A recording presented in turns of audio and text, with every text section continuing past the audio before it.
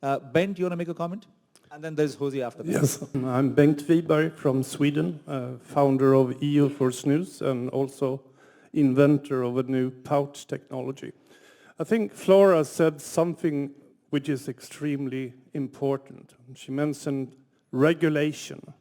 And what is, if not, the biggest problem why we are not seeing the Swedish experience with the lowest rate of smoking, the lowest rates of tobacco harm? Why don't we see that in the rest of the world?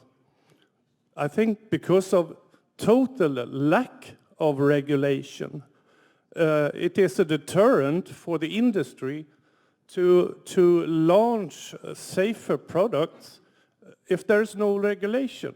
There's a big uncertainty. In Sweden last year came an extremely intelligent regulation regulating all tobacco-free nicotine products, such as e-cigarettes, nicotine pouches, and the regulation even covers products that are not yet invented. It's like a Bible of 600 pages. It still has not been translated to English, just a summary.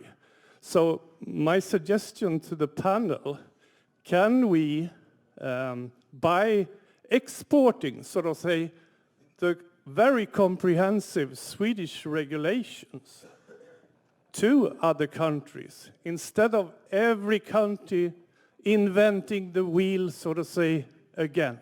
Thank you so much, Bent. 50 million, 2030 is the ambition too short? And can I sort of just provoke you to say, look, why not say that, look, we're going to conquer at least 500 or all the 1.3 billion and not leave anything for any other company even? Talk is cheap. I can say we will do 1 billion if you want me to say so, but there's a reason why that is a calculated commitment.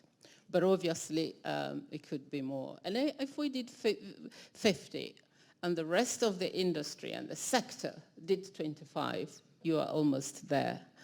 But with respect to disruption and Kozi's comment, I think the business model that you see in the new tobacco company, remember we are expanding to non-nicotine stuff, new source of income stream. It's a matter of time.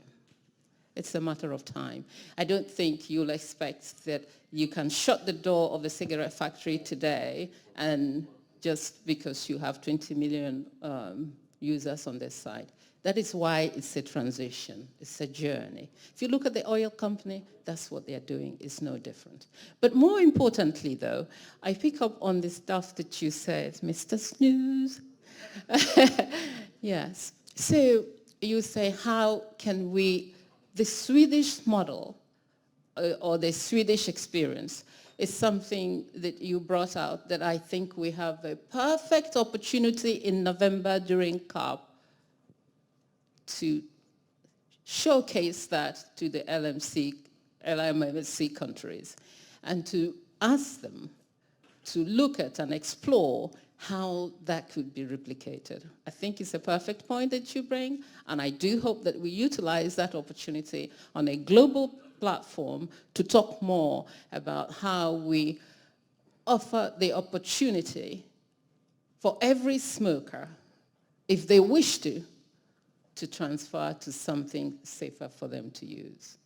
That's a great way to summarize what you came to represent here and also take it to the much higher level of global regulatory policy and correctly pointing to COP10 as the next kind of big milestone where some of the harm reduction voices have to have their voice and be represented accurately and not from a single-sided kind of viewpoint. Thank you so much for that, Flora.